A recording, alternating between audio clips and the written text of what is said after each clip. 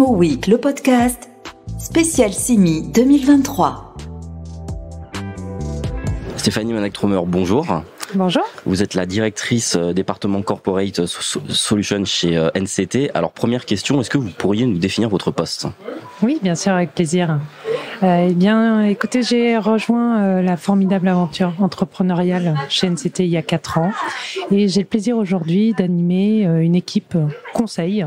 Qu'est-ce qu'il y a dans le conseil ? Il y a plein de choses, mais en fait, on accompagne les entreprises, qu'elles soient utilisateurs, investisseurs, pour les aider à définir leur stratégie immobilière et les accompagner dans la mise en œuvre opérationnelle. Alors on va rentrer directement dans le vif du sujet, à savoir l'étude qui a été réalisée en partenariat avec Zerfi et pour laquelle sont intervenus minimum 500 dirigeants d'entreprises. Qu'est-ce qui a motivé cette étude ? On va déjà démarrer par ça et ensuite on s'intéressera aux différents enseignements justement qui en découlent. Vous avez parfaitement raison. Nous, ce qui nous intéressait, c'était de comprendre vraiment la vision du dirigeant. Pas forcément les professionnels, que ce soit des directeurs immobiliers, que ce soit les collaborateurs, mais c'était vraiment d'avoir le son de cloche de ces dirigeants, de savoir ce qui a été mis en place, notamment ces 3 dernières années, quels étaient leurs retours d'expérience et comment ils envisageaient en fait l'avenir par rapport à leur structure sur les différentes organisations des modes de travail. Très bien. Alors je crois qu'il y a plusieurs enseignements justement qui découlent de cette étude, 5 principalement, de ce que vous avez pu me dire. Est-ce que vous pourriez les lister rapidement et on rentrera dans le détail plus tard ? Bien sûr. Alors, en sondant les dirigeants sur ces retours d'expérience, nous, on en a dégagé 5 grands enseignements. Tout d'abord, on voit que le niveau de connaissance sur les différents modes d'organisation du travail est très inégal. Donc bien sûr, tout le monde connaît le télétravail, mais les autres modes d'organisation sont encore très peu mis en place et probablement parce que très peu connus. Le deuxième enseignement, c'est que pour les dirigeants, le télétravail ne rime pas forcément avec flex office. Donc ça, c'est un peu une surprise, mais je pourrais vous détailler plus amplement par la suite. Troisième enseignement, on voit à quel point la place de l'espace de restauration reste prépondérant dans les services que les dirigeants peuvent proposer à leurs collaborateurs au sein de leurs locaux. Et notamment avec la culture franco-française, l'appétit et la culture culinaire, c'est encore assez important. Et puis, il y a encore 2 autres enseignements. C'est le sujet sur la productivité et la cohésion des collaborateurs qui restent au cœur des préoccupations pour les entreprises. Et enfin, la question, l'enseignement sur et demain, ce qui reste à mettre en place, on voit que le bureau, ce que j'appelle plutôt moi le lieu de vie professionnel, doit regrouper 3 choses. 1, l'unicité ou l'utilité fonctionnelle. 2, l'expérience différenciatrice, que ce soit au niveau collectif ou au niveau individuel. Et puis le confort. Donc le confort sous toutes ses coutures. On va revenir sur un concept que vous avez expliqué au début, donc à savoir le télétravail et le flex office. On a entendu beaucoup de choses ces dernières années, notamment depuis la période Covid, sur une supposée fin du travail physique du travail en présentiel, qui serait remplacé exclusivement par le télétravail. Je crois qu'il y a des enseignements, en tout cas pas forcément qui vont dans ce sens et qui découlent de cette étude. Absolument. En fait, on voit bien que après cette période de test and learn sur les 3 dernières années, les entreprises ont plutôt tendance les dirigeants et même les collaborateurs en tant que tels, à diminuer le nombre de jours de télétravail versus le nombre de jours en présentiel. Là où on était avant à plutôt 3 voire 4 jours, en moyenne, on est plutôt entre 1 et 2 jours aujourd'hui. Ce qui nous fait penser que effectivement le télétravail, même si c'est quelque chose qui fait partie des critères pour attirer et fidéliser les talents, n'est pas forcément le critère le plus important. En tout cas, il fait partie de l'équation maintenant. Et c'est là où on se dit, entre le télétravail et le flex, est-ce qu'il faut vraiment mixer les deux ? Et l'enseignement, en tout cas l'étude montre qu'il n'y a pas forcément de corrélation. Et je partage tout à fait ce point de vue puisqu'il n'y a pas de recette unique. L'équation n'est pas universelle. Pour moi, à chaque entreprise correspond une organisation spécifique. C'est pas parce que mon voisin a mis en place 2 jours de télétravail et un flex de 0,5 que je dois appliquer également la même chose pour mon organisation. Il y a des entreprises où il y a davantage de collaboratifs, d'autres plus d'individuels, et des entreprises où on a des fonctions qui sont très nomades ou très sédentaires.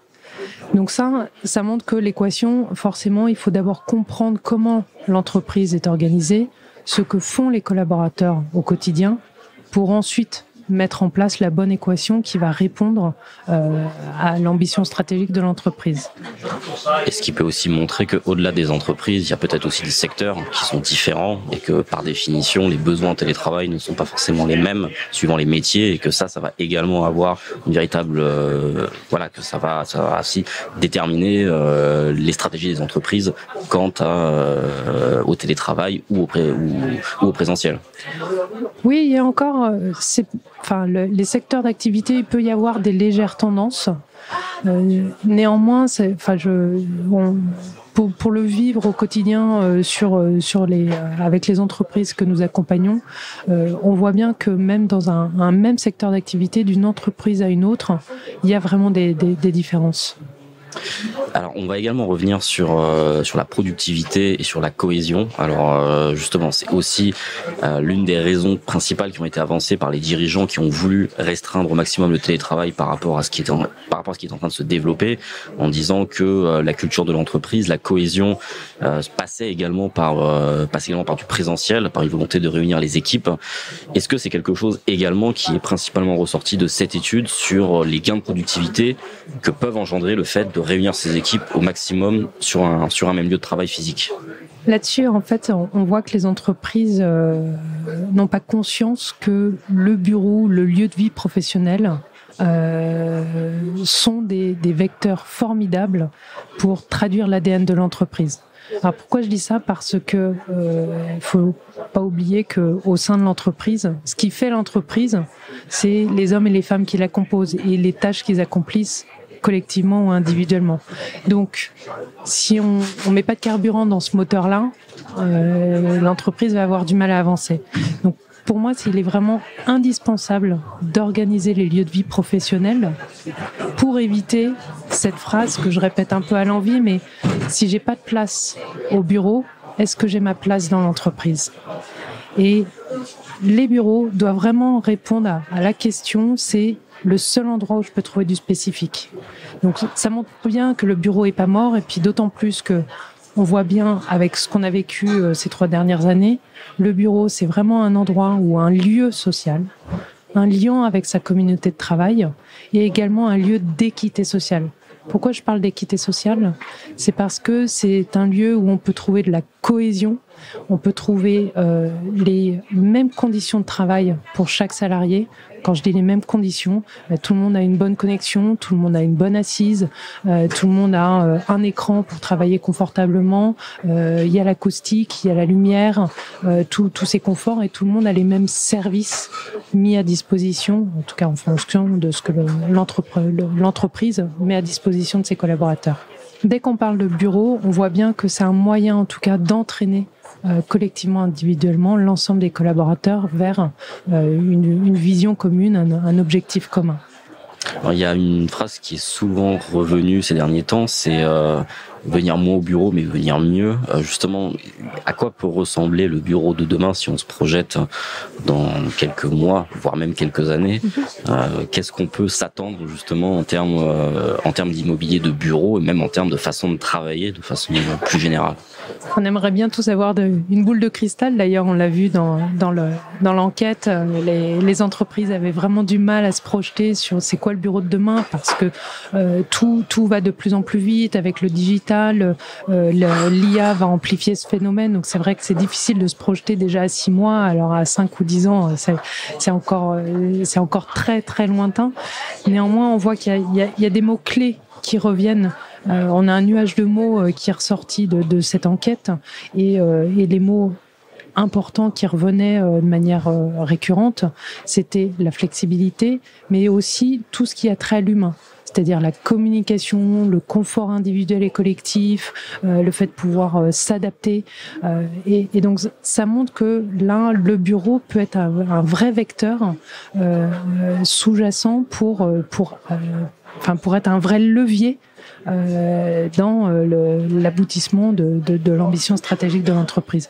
Donc, le bureau doit pouvoir offrir un cadre spécifique, unique et singulier. Il faut marquer la différence pour se dire je vais dans cette entreprise, je vais à cet endroit parce que j'y trouve vraiment quelque chose de différent. Et moi, je vois vraiment 3 axes majeurs. Parce quand on parle du bureau, du lieu de vie professionnel, il y a déjà la coque. Donc le bâtiment, lui, il doit pouvoir être presque s'auto-gérer. Et donc là, on développer des techniques qui permettent d'être davantage dans le préventif que dans le curatif. Ensuite, il y a le bâtiment avec son écosystème, son environnement. Et là, c'est l'interchangeabilité, quelque part. L'immeuble en tant que tel, pour l'homme, il doit pouvoir y trouver tout ce qu'il veut trouver à son échelle, en tout cas, dans un quartier ou dans une ville. Et puis, le dernier point pour moi, c'est l'avenir du bureau de demain. C'est toujours avoir en point central que ce lieu de vie professionnel doit servir les hommes et les femmes pour qu'ils soient engagés, qu'ils aient envie de se sentir responsables, qu'ils aient envie de se rencontrer et qu'ils restent motivés dans le rôle qu'ils ont à jouer dans l'entreprise. J'ai une dernière question qui rejoint un peu la précédente. On entend beaucoup de choses sur l'immobilier, le contexte qui serait pas facile, les motifs d'espoir qui seraient pas forcément présents. On va quand même essayer d'être un petit peu volontaire et d'avoir un petit peu des idées un petit peu neuves pour l'année qui vient. Quelles sont selon vous les raisons d'avoir de l'espoir qui perdure malgré le contexte pas forcément évident, et ce pour tous les secteurs de l'immobilier, notamment pour le tertiaire? Soit on choisit de voir le verre à moitié vide, soit le verre à moitié plein. Moi, je suis une ultra positive, donc je vois dans chaque sujet l'opportunité de faire quelque chose. D'ailleurs, la crise, c'est toujours l'opportunité de créer des nouvelles offres de services, des nouvelles façons de voir. On a tous vécu des crises, on s'en sort toujours. Et puis, c'est en tout cas, c'est un formidable moyen de réfléchir, d'innover et de chercher des nouvelles solutions pour aller de l'avant. Merci beaucoup. Merci à vous. Imo Week, le podcast spécial CIMI 2023.